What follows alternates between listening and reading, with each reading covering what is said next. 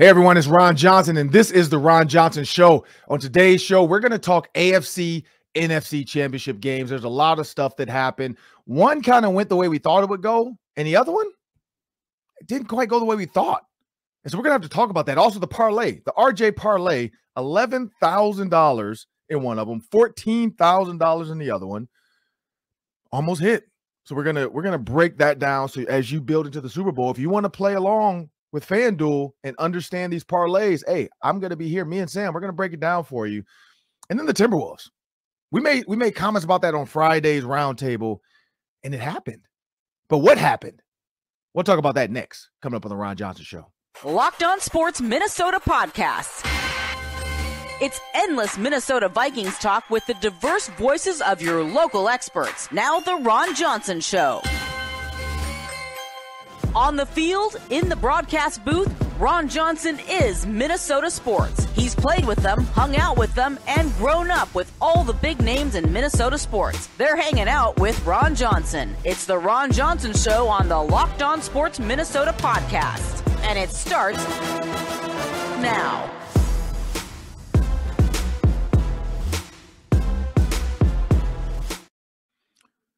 Hey everyone, I'm Ron Johnson, and this is the Ron Johnson Show on Locked On Sports Minnesota.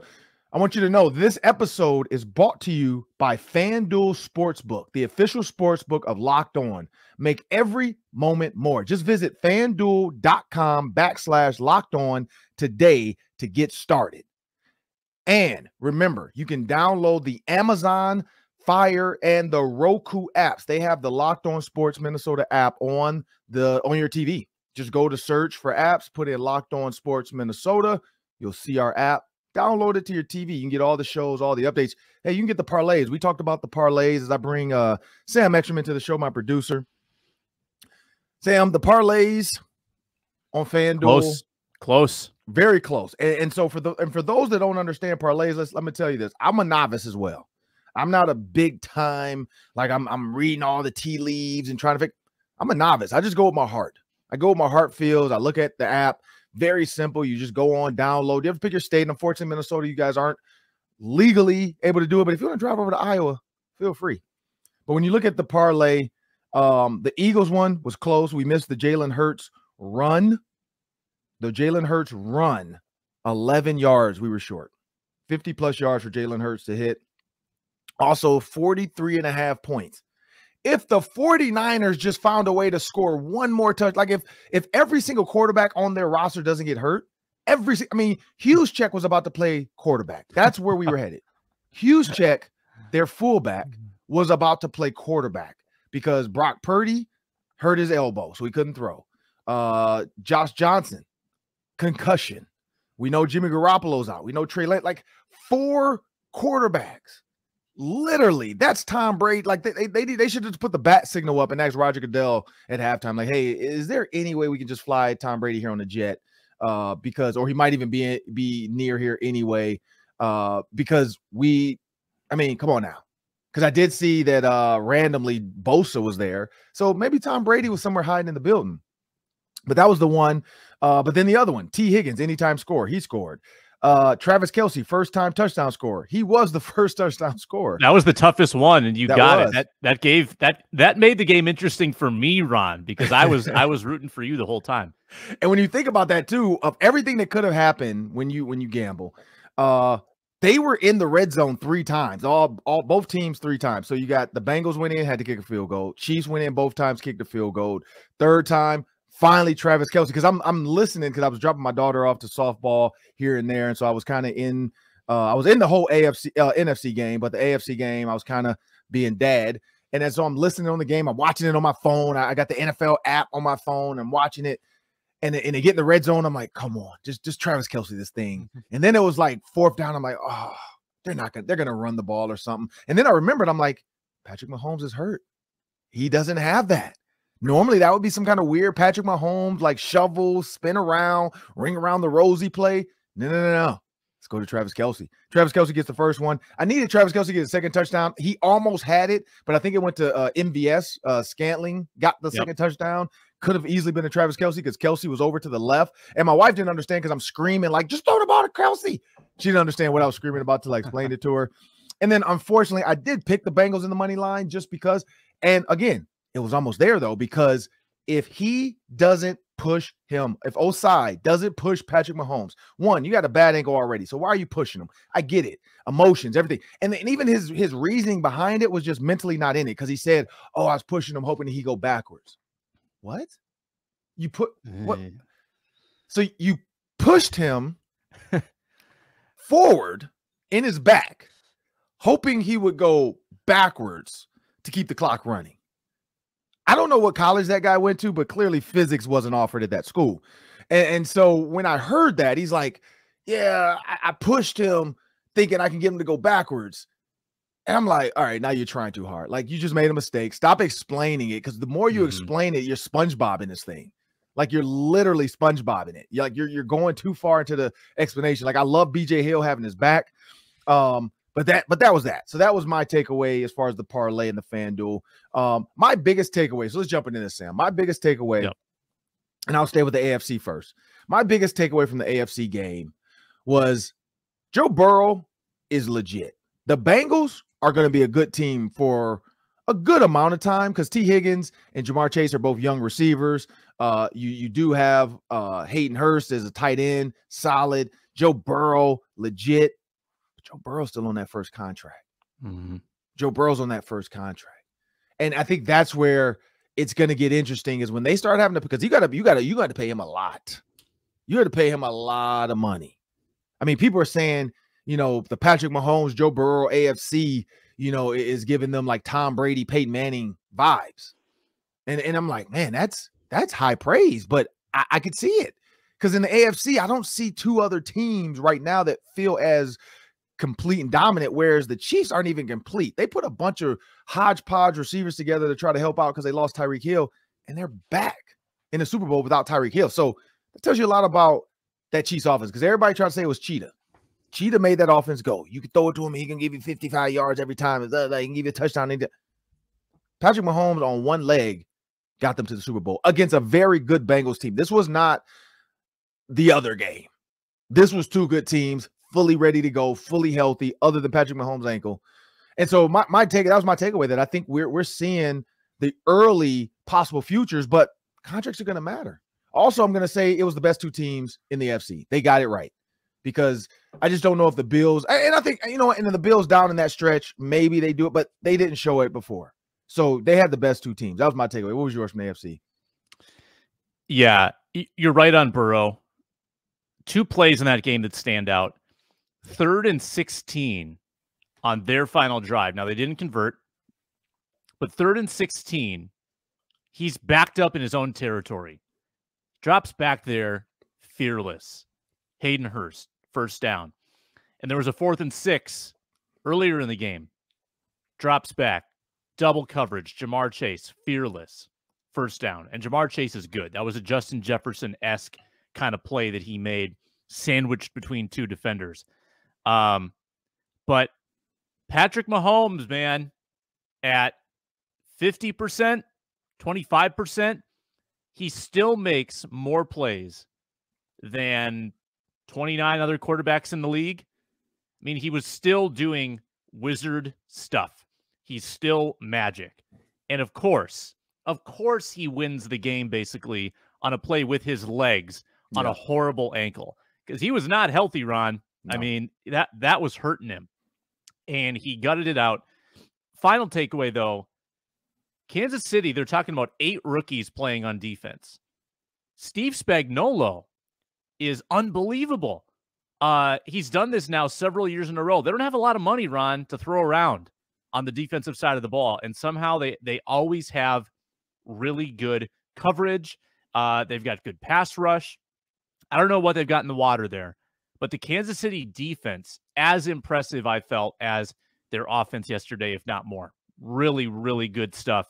And when you have Spagnuolo, who's great, who sticks around, Eric Bieniemy somehow can't get a head coaching job, he sticks around, and Andy Reid, they've just got so much continuity on that coaching staff. It doesn't surprise me that they always are in this spot. True. And everybody remember, before we jump into the NFC, because we're going to talk NFC, this is powered by FanDuel.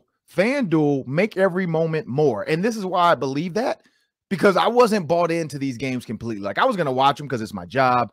We have to talk about it. We have to talk about it next season when we open up Vikings Game Day Live, and when we open up the football season training camp. We have to talk about the AFC, NFC championships. We have to tweet about it. It's our job. But when I started putting these parlays together, I was really bought into the moments in these games. And so looking at the NFC moments, my biggest takeaway from the NFC is the Eagles got away with murder. The Eagles got away with it. They basically, it's like robbing it, because I saw the Chiefs do the Danielle Hunter celebration. They kicked the door in, and then they tried to steal money again out the safe. So they added on to it.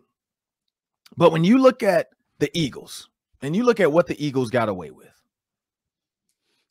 they walked into a bank, and the security guard was on break.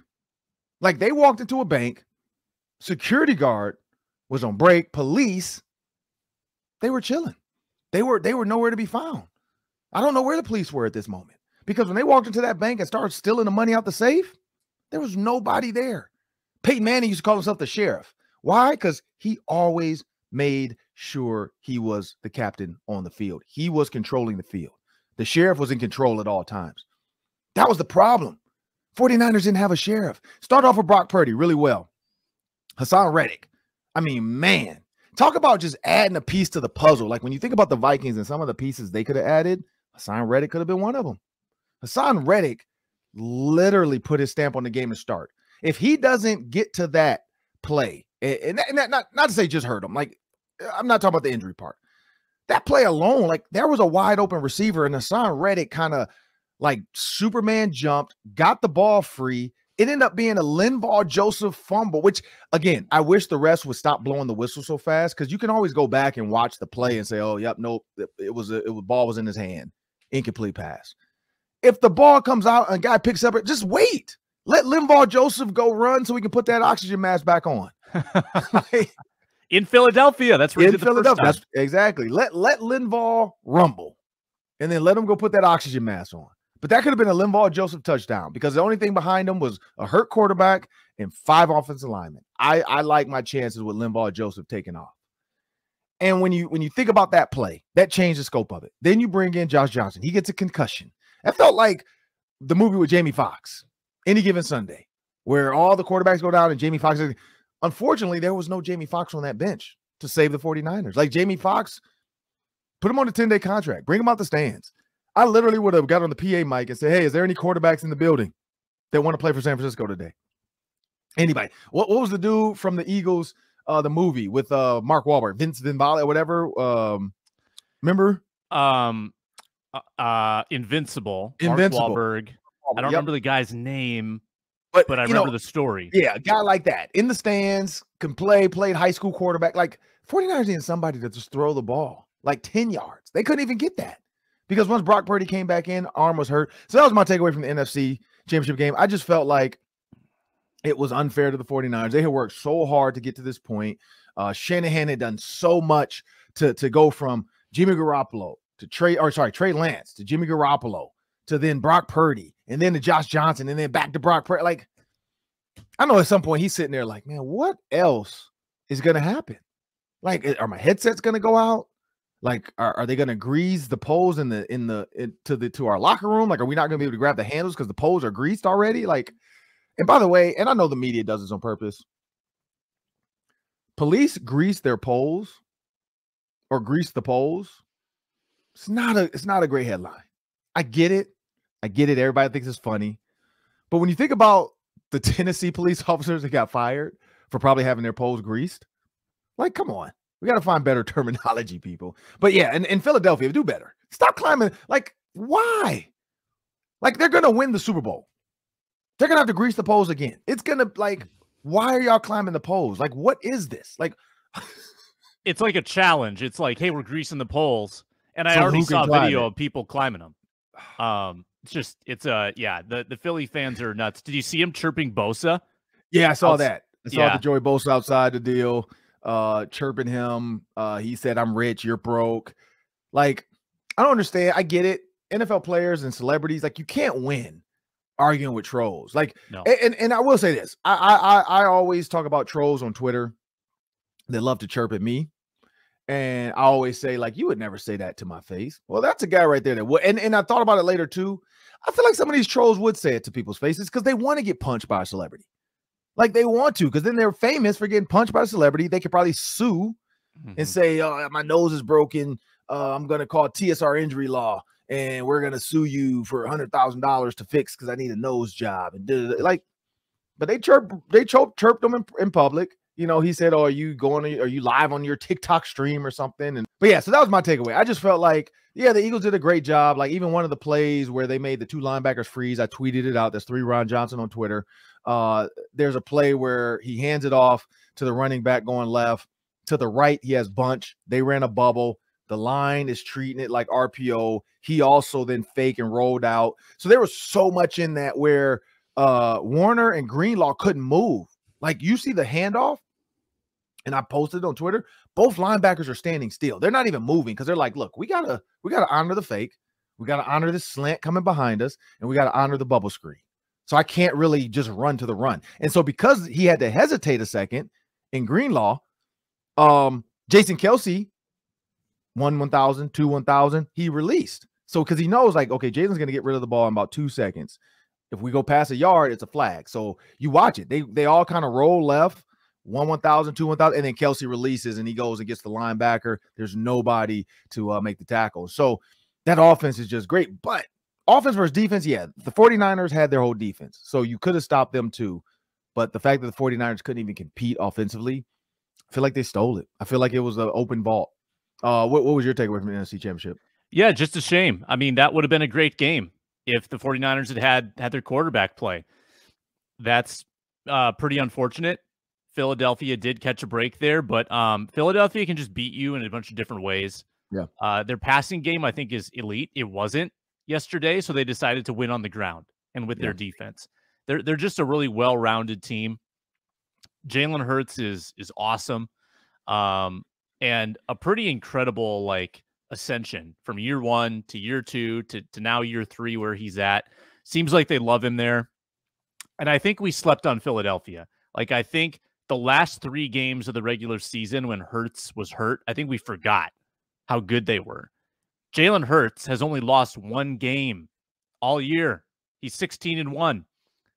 They've probably been the best team all year, at least in the NFC, and I think we just slept on him a little bit. So it should be a great Super Bowl, especially if Mahomes is still just a little shaken up. I think that levels the playing field a bit. I think Philly has a very good chance to win. Very good. Yeah, no, I didn't sleep on them. I said the whole time, Eagles. Because Vikings fans have been hating me ever since I started tweeting that the Eagles are going to win. The Eagles are good. It's going to be tough to beat even when the Vikings, I said that. I was like, who would you rather play? And I said, I do not want to play the Eagles. I play anybody else except the Eagles. Like I said that, and I said that on the show. Give me anybody else. You do not want the Eagles just because of how they put, like offensively, they put you in a bind. And then defensively, I mean, they got Avonte Maddox back. Shout out to Detroit Martin Luther King High School. By the way, Avonte Maddox, Detroit Martin Luther King High School. Brandon Graham, Detroit. You look at Sauce Gardner, Detroit Martin Luther King High School. You got the other corner on the other side for the 49ers. Ambry Thomas, Detroit Martin Luther King High School. That's 3 DBs from one high school. That's nuts. That's nuts, the talent that my high school continues to put out. But that's one school. And then we're not talking about just Detroit because you got Brandon Graham from Detroit and so on and so forth. We're not going on. But yeah, three DBs all from one school. And then you wonder why we were state champs back to back. Like, I think the last 10 years they've won it 6 or 7 times or something like that. Or it's crazy. But you see why. Avonte Maddox, Sauce Gardner. And those guys also played offense too. Don't like Sauce Gardner wore 21. That was my high school number. That was kind of you're the top receiver if you get 21 because of Desmond Howard, Michigan. We're Detroit. Yep. But all the top receivers at my high school, 21 was kind of the number everybody wanted. Braylon Edwards brought that up before that he wanted to wear that number. He ended up wearing 3, I think, because of my college number. But that's what everybody wanted. And Sauce Gardner had. He played receiver and DB. Ambry Thomas had it as well. Lavert Hill had it as well. He played DB there too. Don't forget about Lavert Hill. Played in Michigan. Another Detroit Martin Luther King. I mean, it's a lot of DBs there. But when you look at the NFC, that was kind of my takeaway. The Giants, They showed what they could be against the Vikings, and then they ran up and just got buzzsawed with the Eagles. But the Eagles are going to buzzsaw everybody. I think the biggest thing for Patrick Mahomes, one, you could see on that one play when he rolled out, and he had to really he rolled out left. In order to throw it with his right hand, he had to put weight on that leg, like a lot of weight, because that last run, that was just, okay, this is the end of the game. If I get hurt, I get hurt, but I'm going to get us to the Super Bowl. And everybody's like, oh, man, look at how, passionate he is. And, so many players sat out that could have played. And yeah, he got all his money already. He got his big contract. Of course, if he gets hurt now and gets to see the Super Bowl, he doesn't care. And then they have to win the Super Bowl with Chad Henne. Like, Patrick Mahomes, if he didn't have the money, I don't know. I don't know. Like, now, again, his wasn't a knee, so ankle's a little bit different. A high ankle sprain is one of those two where doctors tell you, like, if you play on it or you don't play, you can't hurt it anymore. Like, just go. Like, it's as bad as it's gonna get with a high ankle sprain. Like, you can't break it because it's just a tendon. So when you think about that, that was a lot. But him and resting, he put a lot of pressure on that to throw that one pass, and you could see him kind of get mad, like, ugh.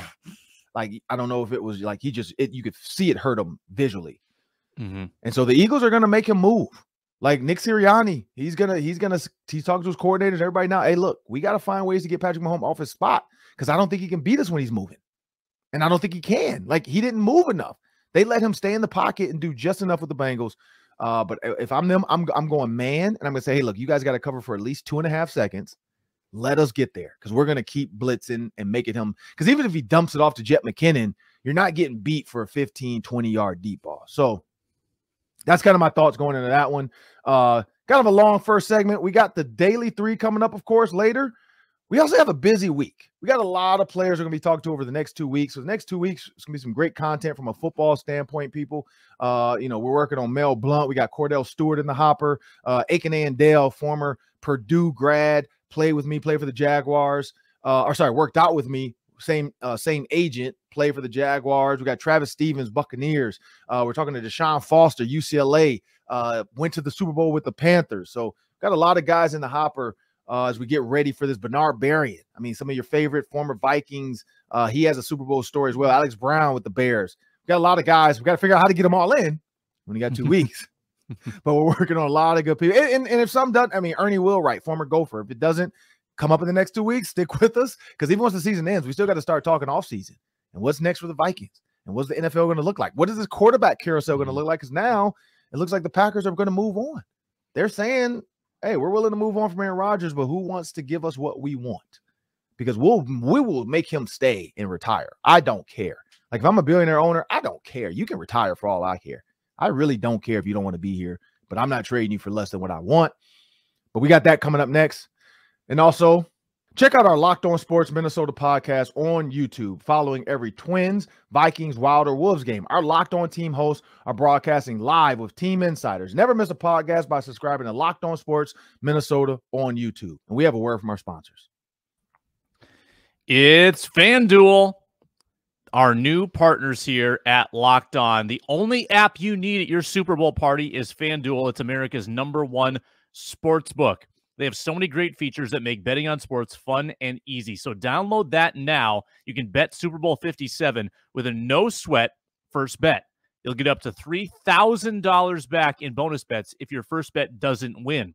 FanDuel lets you bet on everything from the money line, point spreads, and who will score the first touchdown. Of course, we'll have our RJ parlays coming up on this show where, I don't know, it might be a 15-leg parlay that Ron puts together because there's going to be so many props at FanDuel, and you get paid your winnings instantly. So join FanDuel today at FanDuel.com/lockedon to claim your no-sweat first bet on Super Bowl 57. That's FanDuel.com/lockedon.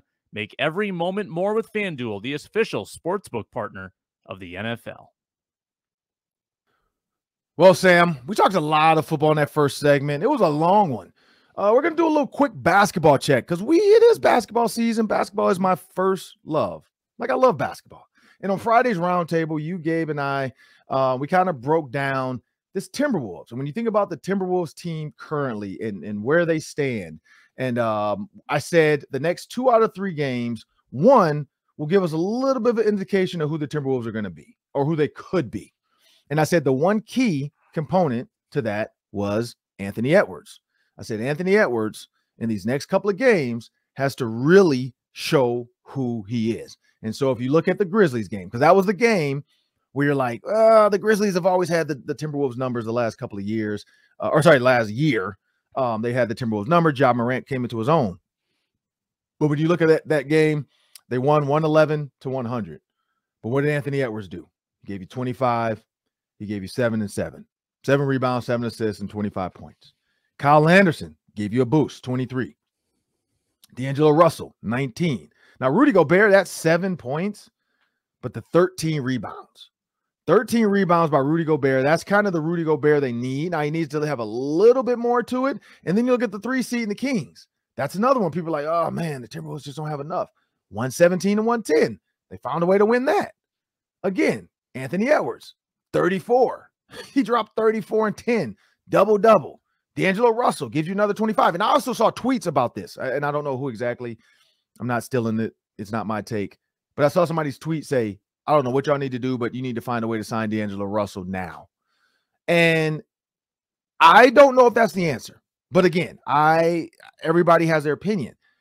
And if that is the answer, you're signing D'Angelo Russell now, you got to find a way to get rid of Rudy Gobert. I don't feel like when Karl-Anthony Towns comes back, that Rudy Gobert, Karl-Anthony Towns, Anthony Edwards, D'Angelo Russell can coexist with Jaden McDaniels. Like, I don't see it. Because, again, that's now a congested lane. D'Angelo Russell is not a dagger three-point shooter all the time. He's a drive, pop at the free throw line guy. If you come up, I'm going to kick it to Cat. Cat can lay it up. But Cat can space out on the wing and hit a deep jumper or a three-pointer.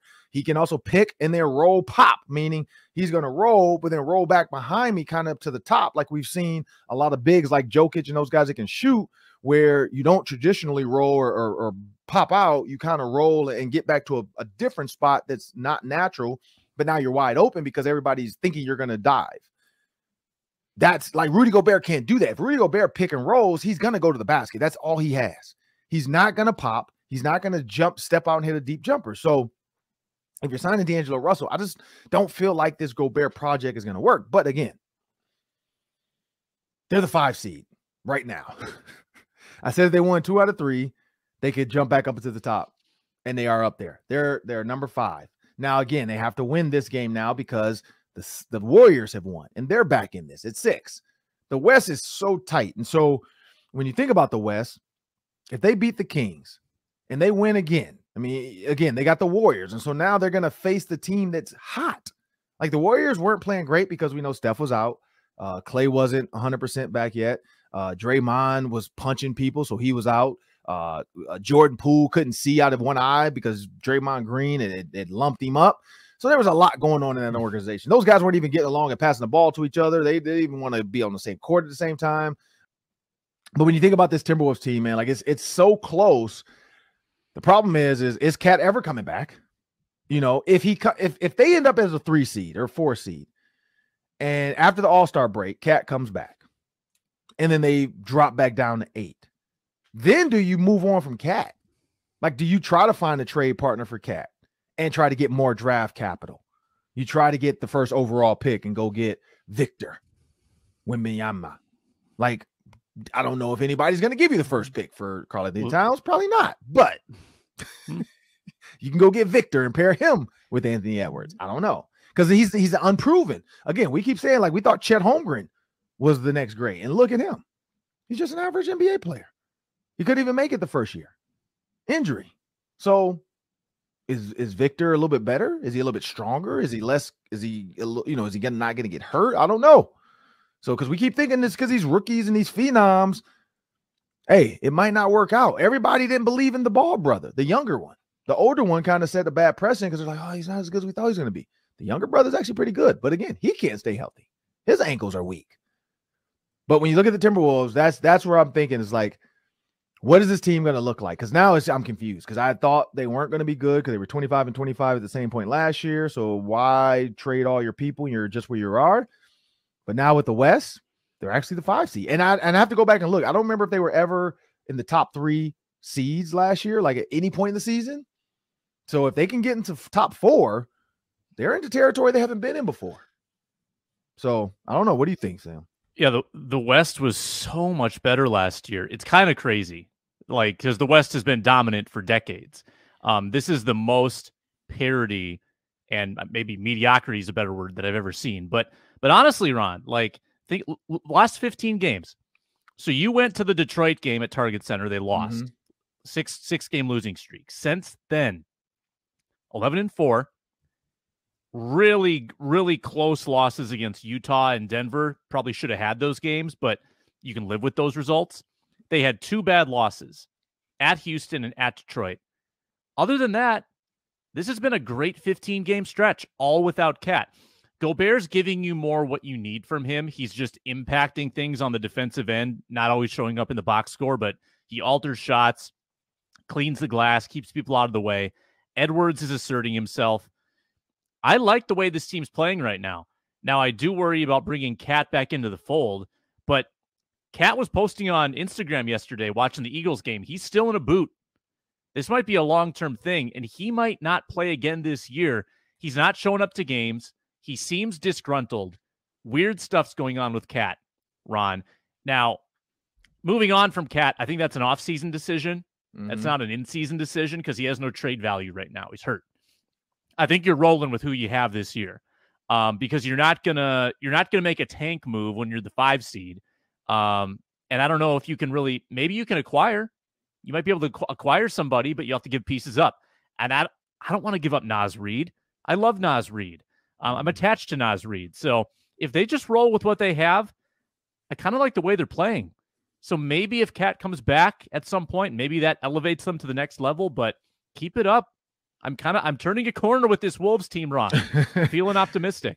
Yeah, you know what? And it's all about the playoffs. It depends on when you get in the playoffs, who you have to play, where your seed. I mean, right now, they're the 5 seed. So they would just play the Clippers. Now, are the Clippers, like, what are the Clippers going to be? Is Kawhi Leonard and Paul George that guy? Like, are they going to be ready to go? Are they fully bought into what the Clippers are doing? Because the Clippers have been up and down. When you look at the Grizzlies, 50 games in, 32-18, 32 games left. Last year, they only lost 26 games. 26 games total. So they have to finish. Like, they can only lose 8 games right now out of that 32. 8. They can, in order to just be where they were last year, which is the same seed. I mean, they were the 2 seed last year. They're the 2 seed now. But you're right. That's the difference in the West now. Is last year's 3rd seed had only lost 29 games. The 4th seed had only lost 30 games. The 5th seed had only lost 33 games. And then the 6th seed only lost 34 games. And so that's the big difference now is you got your 7 seed at 25. You got your 8 at 25. So it's kind of bottlenecked at that bottom. Because, I mean, I don't know, like 34 losses, that's going to be tough. That's going to be tough. 34 losses was the 6th seed. I mean, that means the Warriors can only lose 10 more. They'd have to go 22 or 23-10 to kind of stay at that 6th seed if that's the trajectory. Same with the Timberwolves at 27-25. So it is a little bit different league, but I think overall they're all just beating each other up. Like the Grizzlies losing to the Timberwolves. That wasn't supposed to happen that way.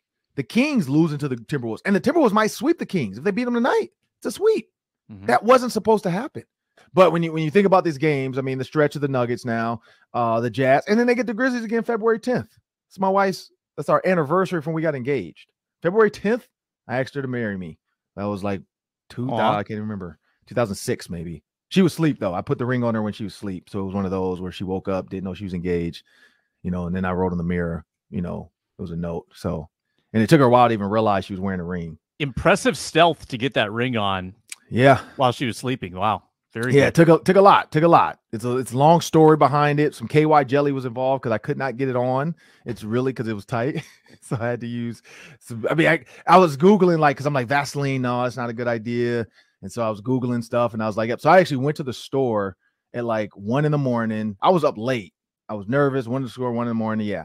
Got the ring on her. But yeah, February 10th, that's our anniversary, or engagement anniversary. And then the next couple Timberwolves games I'll be watching from the beach in Mexico. So I'll look forward to talking to you from Mexico in that February stretch of games. That's after the Super Bowl. So we'll be hard on the Twins at this point. We'll be tough on the Wild at that point. We'll be talking, is Carlos Correa going to help rebuild the Twins at that point? Because there's going to be a lot of moves there in the offseason, and people are starting to speculate what's going to happen spring training. But I'm looking forward to this. But, of course, coming up next, we got the Daily 3. That's 3 questions, 3 minutes each. We're going to keep an eye on these Timberwolves.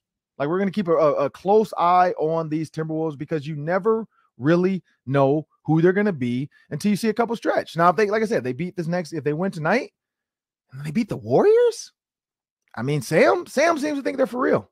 They might be for real. Because if they can beat the Grizzlies, the Kings, and the Warriors, maybe, I don't know, maybe you keep Cat and Rudy Gobert off the court at the same times. Like you put one on, do your work there, and then you put him, and you got a different look. You treat them, 1A, 1B. You don't have them start together. Maybe that's the answer. I don't know. But remember, when you subscribe to Locked On Sports Minnesota, you're getting endless Vikings talk with local experts. Subscribe to the free Locked On Sports Minnesota podcast feed, wherever you find your podcast, and find our videos on the Locked On Sports Minnesota's YouTube channel. And we have a word from our sponsors. Well, it's January 30th. Hopefully, you're still sticking with your New Year's resolutions. Maybe you're working out more. Maybe you're eating healthier. And maybe Built Bar is part of that. Because when you eat Built Bars, you're not compromising taste. They're still delicious. However, they are good for you. Good tasting, good for you. It's a great combination when you have unbelievable flavors like churro, peanut butter brownie, coconut almond, covered in 100% real chocolate. That's right, real chocolate. I don't know how Built does it, but the bars taste like a candy bar, and they maintain these amazing macros. 4 grams of sugar, only 130 calories, 17 grams of protein to fuel you. Don't wait around to get your box. Go to Walmart or Sam's Club. You can get the 4-bar box for just a few. You can stock up with a 13-bar box, Baker's Dozen, at Sam's Club. Get some brownie batter puffs. And stock up for the month of February. You can thank me later. You can also go to Built.com and use the promo code LOCKEDON15. Well, Sam, it's time of the show I love. It's the Daily 3. That's 3 questions, 3 minutes each. Take it away. All right, Ron. Early Super Bowl storylines. We got the Kelsey Bowl. We got the Andy Reid revenge match against the team that fired him. What's your favorite early storyline for Super Bowl 57? Well, one of the early ones, of course, I tweeted it, was I like the fact that there's some Vikings going to be, going to get another chance. Because I think Vikings fans love to hate or love to, I guess, feel bad about Minnesota football when other Vikings leave and win Super Bowls. And so Linval Joseph, Anthony Harris, 2 guys that are playing for the Eagles that were actually big pieces of the Vikings team. And then, of course, you get people that come on and they want to tweet other people, Smith Marset. I'm not like, and Jerick McKinnon, yes, Jerick McKinnon is one with the Chiefs, but no, he wasn't on the Chiefs last time they won. So, yes, this might be Jets' first time.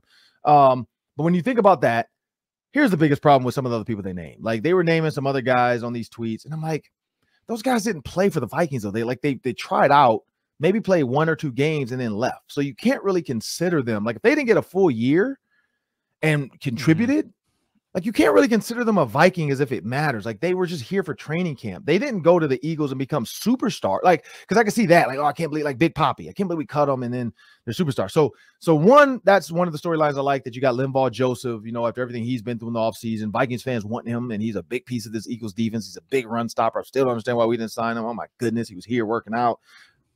But I do like the Kelsey. I love the Kelsey one because the mom, people keep saying, like, it's win-win for her. No matter what, she's going to have a winner. I'm like, these are her kids. No matter what, she's going to have a loser too. Like, oh, no, but she's going to have a winner. No, I'm like, as a parent, I'm a parent with 2 kids. And I've seen my one daughter win softball, and I've seen my other daughter lose softball. It doesn't matter that one won. I can't sit up here and say, oh, she's a champion and you're a loser. Like, no, like, hey, it's okay, you lost. So I love that story. So she has her jersey already, like the half and half jersey where she has the Chiefs Eagles jersey. And, like, I love that storyline for that simple fact of, first time 2 brothers are going to play. It's going to be a ton of media. They have their own show as well. So there's going to be a ton of media following them all Super Bowl week as they talk about because normally they don't talk, before they're going to play. And so they're going to have to talk now because they have to be there together Super Bowl. So they're, the stage and all the stuff. Like, I think it's going to be a cool story. Their family's going to be there. Like, it's going to be cool. So that's one of the ones I like. I don't know. What about you? Yeah, I think I'm just paying attention to this Mahomes legacy that he's building. Like right now, he's got 1 Super Bowl win. This is appearance number 3. 5 AFC championships. Like if he wins number 2, it just vaults you into this automatic rarefied air. And I love watching greatness. And I think Mahomes is generationally great, maybe going to be the greatest of all time by the time it's over. But Brady's always going to have 7, right? So when Mahomes has these opportunities to win Super Bowls early in his career like this, he kind of has to take advantage. Like if he ever wants to approach Tom Brady territory, he's got to win. He's got to win when he makes it to the Super Bowl. That's the one thing that Brady didn't always do. Brady didn't always win the Super Bowl. How many losses does he have? 5? 6? He's been in a million. Yeah. Mahomes is 1-1, and Brady beat him 1. But I'm so fascinated by quarterback legacies, and to get a second ring, that is such a validator for QBs. So I'm paying attention to Mahomes, and I think him battling through the injury too is very intriguing. Yeah, that was the whole Peyton Manning, Eli Manning, two rings, and hey, they both ended up with it. But we know Peyton's Hall of Famer, so is Eli Hall of Famer? We'll see. What you got next? All right, put on your prediction hat, Ron. The Vikings have interviewed Ryan Nielsen of the Saints, Brian Flores of the Steelers, Sean Desai of the Seahawks, and Mike Pettin internally. Those are the 4 candidates for defensive coordinator. Who do you expect to get hired? I'm guessing it's going to happen pretty soon here. Yeah, so my initial was Brian Flores. One of my inside sources seems to think he's going to get an NFL head coaching job. But when you look at like all the issues the Denver Broncos are having, my question is, are the Arizona Cardinals? Because that's where the Flores buzz is heading, towards Arizona Cardinals.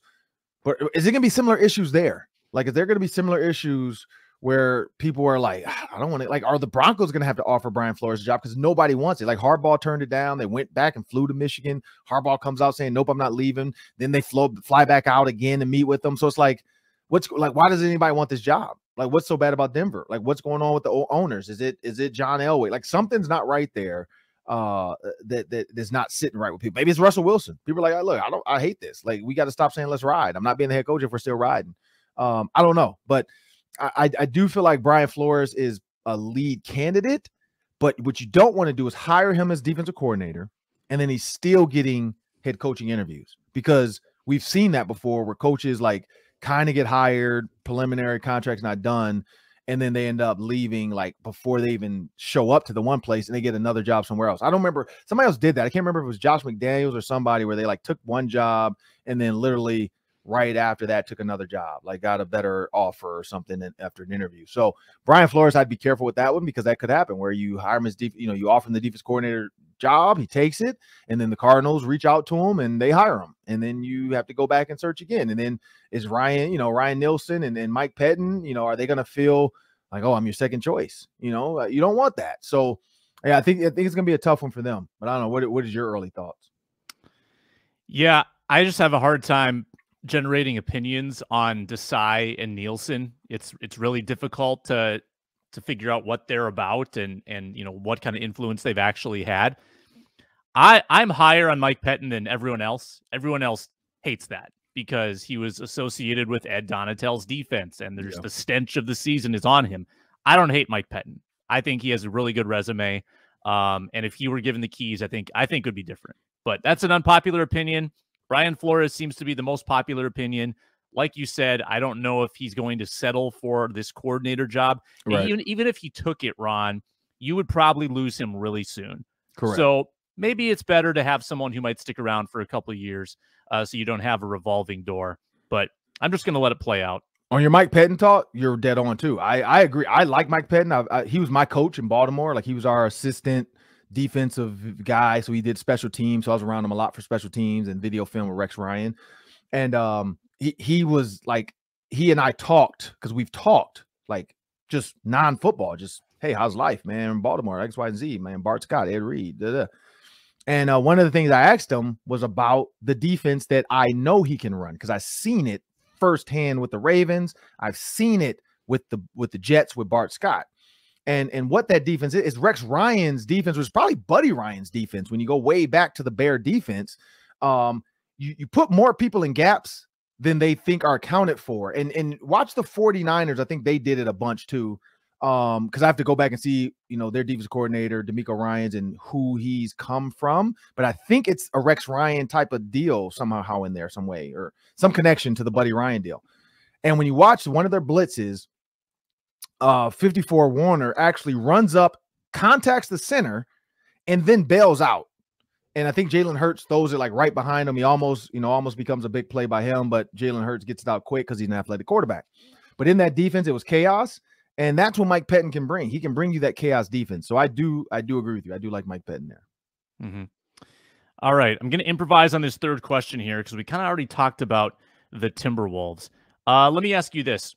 Who is one Viking that you would absolutely want to extend this year? Somebody who is going into the last year of their deal this year, so the extension window would be open. KJ Osborne would be an option. TJ Hawkinson would be an option. Cam Dantzler would be an option. Anybody of that variety that you would give an extension to? Yeah, I would go with TJ Hawkinson. I just think when you look at the NFL, look at these teams in the Super Bowl first. You think about the Eagles and their tight ends. You think about the 49, even the Final Four. You think about Hurst with the Bengals. You think about Kelsey with the Chiefs. You look at Goddard. You look at all these guys. Go back to the Eagles when they won before. It was Zach Ertz. You know what I mean? Like, it's always been about that. It's the teams with, and then of course Brady. It's always Gronk. You got to have a tight end in today's NFL. When you think about what I just talked about, the blitz. Who's going to be your outlet? Who's going to be a pick it up? Who's going to have the mismatch with the linebacker? Who's going to give you that red zone presence? It's TJ Hawkinson. And so I do feel like for so long, the Vikings kept trying to find a tight end. Like, hey, who's it? We're going to draft this guy. We're going to do, and it always kind of like, never really works out. You have a guy now. I don't know how to work it because we know he wanted big money. That's why the Lions were willing to part ways with him. But I would do TJ Hawkinson because of, you look at these teams. And what does Pat Mahomes rely on? He relies on Travis Kelce. That's the key for there. The Eagles don't rely on their tight end, but they use them. The Bengals, Hayden Hurst wasn't the main guy because we know Jamar Chase and T. Higgins, but they used him. I mean, look at the big plays he had on the over routes and some of those big plays he had in the red zone and then the outlets. He was a big outlet for Joe Burrow. You look at the 49ers. Oh, my goodness. Like, without George Kittle, they don't win any of those games. Like, he was a big part. He did have a quiet early start, and maybe that was a quarterback change and, whatever. But Brock Purdy, and again, when you're the third quarterback, maybe, hey, I know the tight end's open, so I'm going there. But Brock Purdy put George Kittle back in the Pro Bowl. And so when you think about it, maybe that's that Iowa State-Iowa connection. Like, hey, man, we're Iowans. Let's make this happen. But you got to have a tight end. So TJ Hawkinson would be my answer. Yeah, Darren Waller is the highest paid tight end in terms of annual salary, $17 million a year. I think Hawkinson asks for that. Like, I think that he would probably try to set the market or at least match it. At minimum, he's getting Kittle money, right? And that's $15 million a year. I mean, right. That's a huge expense, and people need to take that into account when they're talking about, keeping Adam Thielen around. Correct. And, that is a huge number.